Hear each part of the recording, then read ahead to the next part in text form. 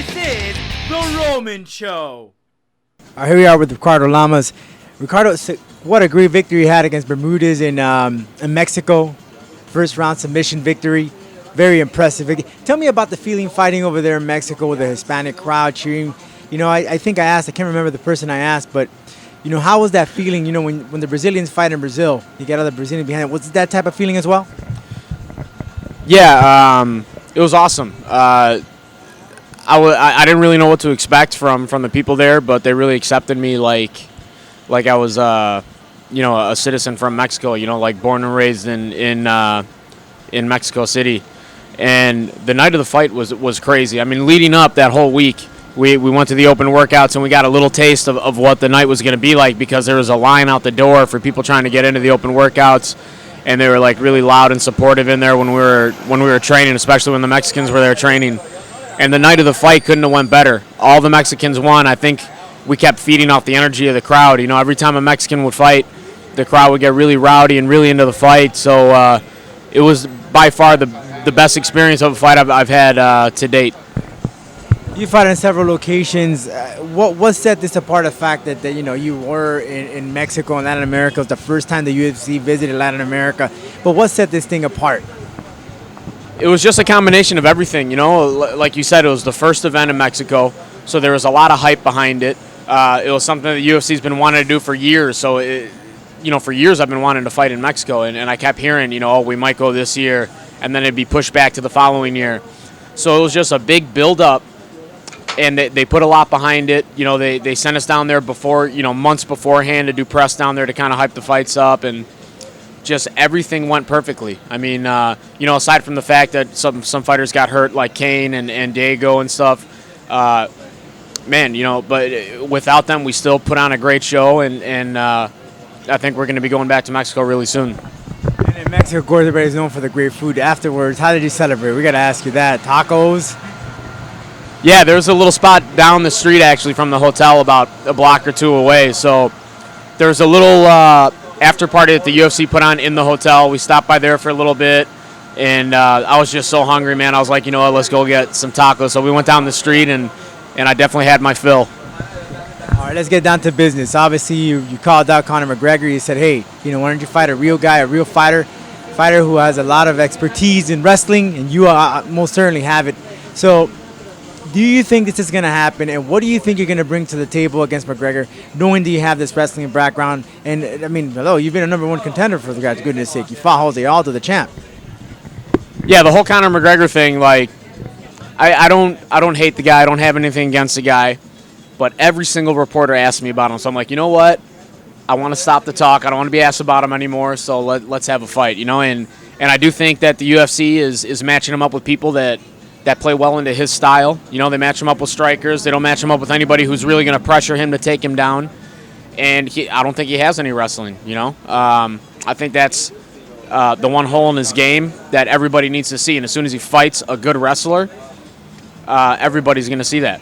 And I want it to be me. You know, I want to be the one to put an end to this whole thing and to quiet him down and to humble him.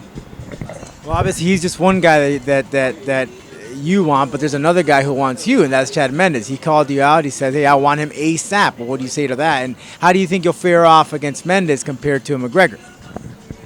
I think I match up well with anybody in the division. And I welcome a fight with Mendes, you know. I'd also welcome a fight with Frankie Edgar. You know, those are the two guys in the division that are ranked above me, so it would make sense for us to fight. You know, Conor McGregor had some choice things to say about me on Twitter and stuff. That's why it got me kind of heated. And, you know, if you got two guys that want to fight you, you know, one's calling you the P word and the other is like, hey, you want to fight? You know, who are you going to want to fight? You know what I mean? Of course, the guy that's talking all the crap. So, but at the end of the day, I'm here to fight the best in the world, and I'm here to fight anyone. You know, whoever the UFC puts in front of me. I've never turned a fight down, so I'm not going to start now. And I feel like I match up well against Chad Mendes. I feel like he has a similar style to Dennis Bermudez. Short, compact wrestler, hits hard. So, you know, if it happens, it happens. But I match up well with anybody. I'm a hard fight for anyone. You mentioned Frankie Edgar. That last fight, did you happen to see it? I mean, the guy fought very well, very, very well. Frankie always fights well. You know, that's one thing that he does. He's constantly moving in every fight. He's constantly working. He outworks every opponent. and he kind of breaks them mentally. And you kind of saw that in the fight with Cub. Cub kept getting taken down, and you saw the frustration in his face.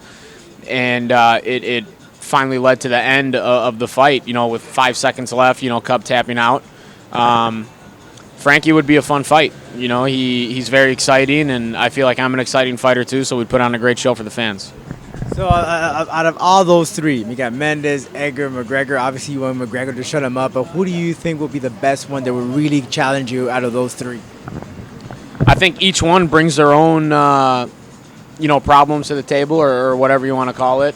I think the easiest fight out of the three would definitely be, McGregor, probably, because I feel like I'd be able to finish him, easily, and. But he is a dangerous fighter. He throws a lot of flashy moves, a lot of stuff that you don't really see coming. But Mendes is a hard hitter. We've seen him put a lot of guys to sleep and stuff, and he's been moving away from out wrestling guys like he used to do, and now he's knocking guys out. And Frankie Edgar is just all around a really good fighter. So he poses threats for everybody everywhere, on the feet or on the ground. But, I'll fight whoever the UFC puts in front of me. Now, something personal. Your father was a GM of Telemundo Chicago, and your brother is an attorney, and he's also your manager. That's very interesting stuff. Knowing that your father was involved in TV, were you behind the scenes sometimes coming up? Yeah. I was always at, the big events. Like, they'd have stuff going on at, like, the Taste of Chicago, which is, like, a huge thing in Chicago. I'd always be behind the scenes there. And then there was like a Latin Taste of Chicago. It was called Viva Chicago, and they'd bring in musicians. I got to meet Tito Puente when I was a kid. He went there to play and stuff, and my dad also developed a kids show. I kind of tell all my friends he was like the Cuban Mr. Rogers, and he'd use us to go on the show sometimes. He'd have like when I was a kid, I still love animals, and I had tons of different pets. So sometimes he'd have like a pet special on his show, and I'd bring all my pets on there, and we'd talk about them and stuff. So, yeah, I've been around cameras all my life, pretty much. Is there a chance that you might pursue that later on, perhaps after your fighting career, or maybe as a hobby or whatnot? I mean, you mean like I don't know. You mentioned about that Mr. Rogers. That's pretty funny, but I mean, I don't know. Maybe like a Barney. I don't know. I don't know about a Mr. Rogers or anything like that, but I mean. I'd love to act or whatever, and who wouldn't want to be like a movie star? That'd be awesome. And some fighters have been very successful in moving into that field after fighting, or even while they're fighting. We see like Ronda Rousey in Expendables, and other fighters getting roles in movies. So that'd be something that I'd definitely be interested in. And lastly.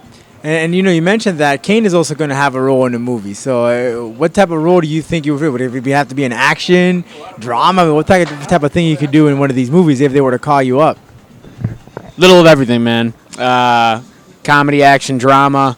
I could do a remake of Taxi Driver with Robert De Niro, Me? You looking at me? Huh? So give me a call, all you Hollywood execs out there. Ricardo, thanks so much for joining me, man, here on the Roman Show. Anything else you want to add? No, I just want to say thank you to all the fans out there for all the support. Thank you to my family. They're always supporting me. My dad and brother helped me out a lot in my career. My girlfriend is always by my side and always supporting me. So just a big thank you to all you guys that have supported me throughout my career. And I'm going to continue to keep making you guys proud. This is The Roman Show.